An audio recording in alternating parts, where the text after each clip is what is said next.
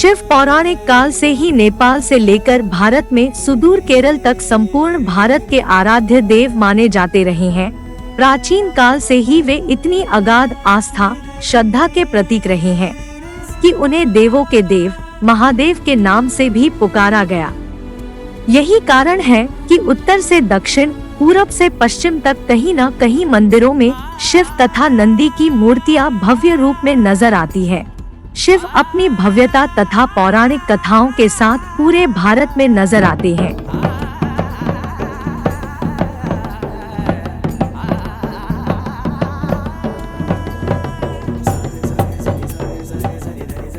यमुना नदी के उत्तरी छोर पर स्थित देहरादून जिले के जौनसार बावर का लाखामंडल गांव ऐतिहासिक ही नहीं पौराणिक दृष्टि से भी विशेष महत्व रखता है।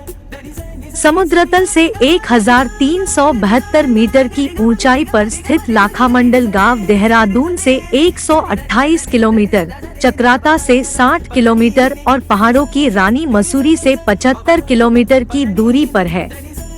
लाखामंडल की प्राचीनता को कौरव पांडवों से जोड़कर देखा जाता है।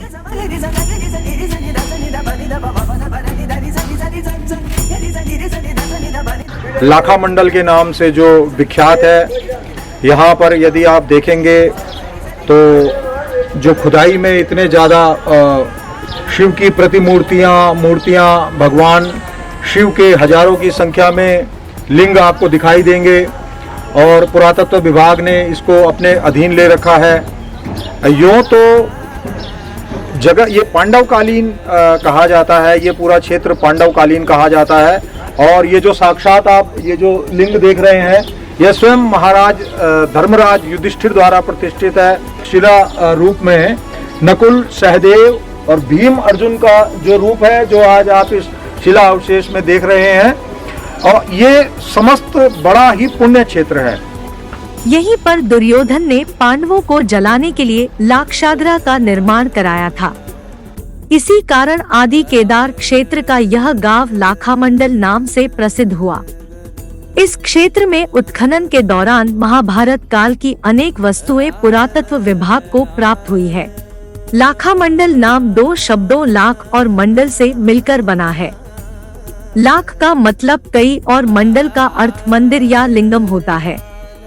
लाखामंडल मंदिर में अलग अलग रंगों और आकार के 2 शिवलिंग स्थापित हैं। तो इस मंदिर की खोज गाय माता ने की। गाय माता एक जमुना नदी पार से एक महाराजा की आती थी।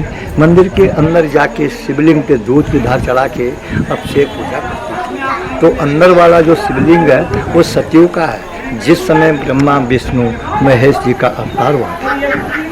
ये लाल रंग का शिवलिंग है, ये त्रेतायुग का है, रामचंद्र जी के टाइम का। ये हरे रंग का शिवलिंग है, ये द्वापर युग का है, कृष्ण जी के टाइम का, जब कृष्ण जी का अवतार हुआ था द्वापर युग में। यहाँ पे 33 करोड़ देवी देवता है, 33 कोटि देवी देवता, 1.25 लाख शिवलिंग की यहाँ पे स्थापना है।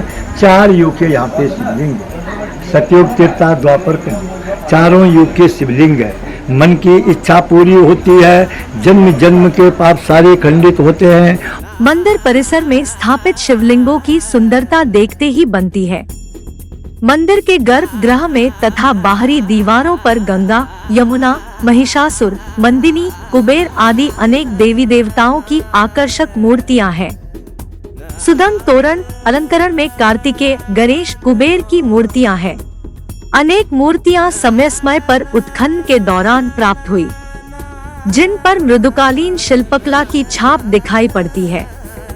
यहाँ प्राचीन वस्तुओं का संग्रहालय है, जिसमें उत्खनन के दौरान प्राप्त मूर्तियां, शिलापट आदि सामान रखा गया है, जो उस काल को अभिव्यक्ति देता है। यहाँ आज भी खुदाई में शिवलिंग प्राप्त होते जा रहे हैं। यह शिवलिंग अलग अलग रंग के प्राप्त होते हैं। यहाँ पे ये मैदान है, ऐसा मैदान पहले इनके ऊपर था। तो सरकार ने क्या कहा कि इसको उखाड़ रहे थे, यहाँ इसको भरा हुआ है मूर्तियों जो 200-300 मीटर की एरिया में मूर्तियाँ निकलती है, वो यहाँ पे जमा हो जाते हैं। यहाँ पे तो यहाँ पे स्टोर बन रहा है, म्यूजियम बन रहा है यहाँ पे। तो सरकार ने यहाँ पे खुदाई करी है कि ये अभी शिवरात्रि में, महाशिवरात्रि में ये सारे भगवान मंदिर सारे और इस मैदान को भी खुदाई करेंगे तो यहाँ पे भी भगवान प्रकट होंगे। ये बड़ा मंदिर ऊपर से नीचे को बनाया, विश्वकर्मा ने इस मंदिर का निर्माण किया और भीमसेन की हथेली पे बनाया गया। ये भीमसेन की हथेली है, ये 5 अंगुली देखो इस पत्थर शिला है।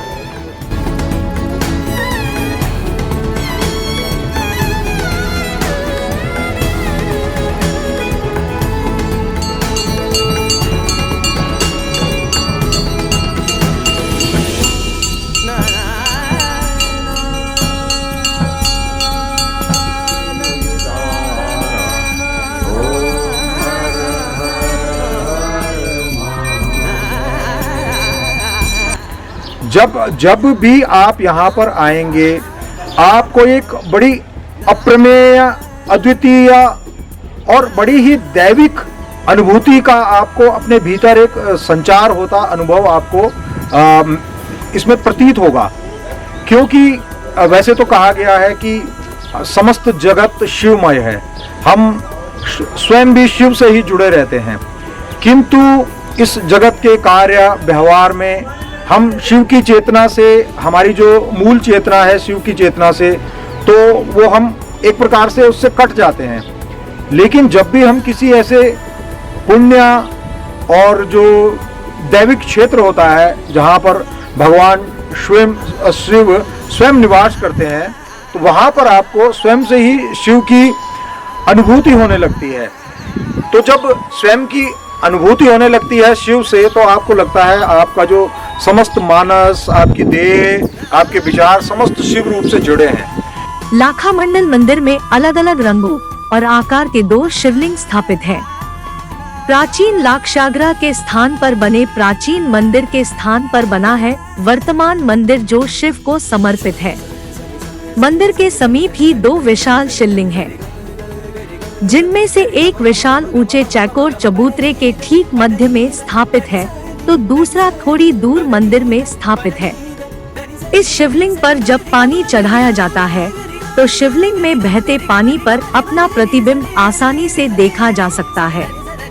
इनमें से एक शिवलिंग को केदार शिवलिंग तथा दूसरे को युधिष्ठिर शिवलिंग कहा जाता है। पौराणिक कथा है कि महाराजा पांडु के गुप्तवास के समय लाखा मंडल में विचरण करते समय चलाए गए तीर से एक हिरण की मृत्यु हो गई थी। हिरण के श्राप के कारण कुछ दिन बाद ही महाराजा पांडु मृत्यु को प्राप्त हो गए थे। उस स्थान पर पांडव पुत्रों तथा विदुर ने शिव मंदिर का निर्माण कराया था। तब लाखा मंडल क्षेत्र हस्तिनापुर राज्य के अधीन था। उस समय नाग जाति का प्रभुत्व सारे उत्तराखंड पर था। इस जाति का प्रभाव तत्कालीन मंदिरों के शिल्प पर पड़ा, जिससे नाग शिखर शैली के मंदिर केवल उत्तराखंड में ही नहीं संपूर्ण पर्वतीय क्षेत्रों में दिखाई पड़ते हैं। कहते हैं कि लाखा मंडल का शिव मंदिर 6वीं-7वीं शताब्दी के आसपास बना था। मंदिर के पीछे 2 विशाल खूबसूरत आदमकद प्रतिमाएं हैं, जिन्हें जय विजय की प्रतिमाएं कहा जाता है। मंदिर के प्रांगण में महाभारत कालीन संस्कृति और परंपराओं के दर्शन आज भी होते हैं। तो सतयुग में इनका रूप है वीर और भद्र, त्रेता युग में इनका रूप है जय और विजय, द्वापर में इनका रूप है द्वार और तार। अब ये कलयुग है। कलयुग में जैसे पार्वती माँ के भोले बाबा थे, शंकर जी भोले बाबा, ये शंकर जी हैं भोले बाबा। इसका हीरे मोती का मुकुट है, माला भी हीरे मोती की है, मुकुट भी हीरे मोती का है। और ये राक्षस है, इसके खोपड़ी पे ऊपर मुंडी है, ये मस्तान का निशान है। ये देव है और ये दानव है इस कलयुग में। यद्यपि समय के साथ व्यापक परिवर्तन हो रहा है, पर सुबह शाम प्राचीन वाद्य यंत्रों, रणसिंघा, ढोल के साथ आज भी मंदिर में पूजा अर्चना होती है। हिंदुओं को जलाने के लिए लाख महल बनाया था, वो ये जगह है। यहाँ पे चारों तरफ ये लाल ईंट है, चारों तरफ। इस ईंट के नीचे आज भी लाख है, लाख, जिसमें दुर्योधन ने आग लगा दी, महल जल गया। यहाँ से अंडरग्राउंड सुरंग है जरूर। यहाँ की वायु में, यहाँ के वातावरण में, यहाँ की पूजा में आपको पूरा जगत अपने भीतर का समस्त शिवमय संचार ही आपको अनुभव होता हुआ हमेशा इसमें प्रतीत होगा। लेकिन जब आप जगत में रहते हैं तो उस प्रकार का इस तरीके के साधन सुलभ नहीं होते। तो मैं आप लोगों को ये बताना चाहता हूँ कि इस पवित्र पुण्य हम शिवा ट्रस्ट के माध्यम से यहाँ पर इस जो पुण्य लाखा मंडल की जो पवित्र धरती है, पांडवकालीन जो धरती है, वहाँ पर हम लोग आए हैं और यहाँ के जो प्रमुख पुजारीगण लोग हैं, इन्होंने हमको यहाँ पर काफ़ी अच्छा सहयोग दिया है। यहाँ के विषय में बताया, यहाँ की समस्त जो यहाँ पे क्रियाकलाप होते हैं उसके विषय में किया। हमारे द्वारा शिवा ट्रस्ट के द्वारा यहाँ पर एक अभिषेक किया गया, तो हमें बड़े ही अद्वितीय आनंद की, जिसमें जो है एक भगवान शिव की जो चेतना है उसका हमें हमारे मानस में उसका जरा सा एक कणीभूत रूप में हमने उसको जो है प्रतीत किया है।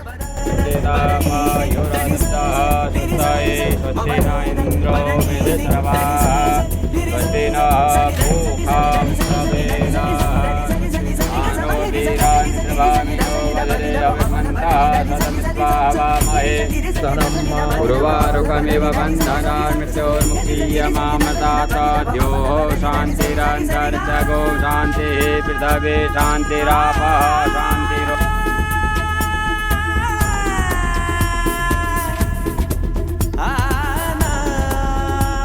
श्रीधरे मल्लिकार्जुनम् उज्जैनं महाकालम् अहिल्याकेतनाथं चारुलाकिन्यापितङ्करात् स्वेदकण्ठे सुरामे सोमनाथी यद्यत्कर्म करोमि तत्तदखिलं शम्भो तवा।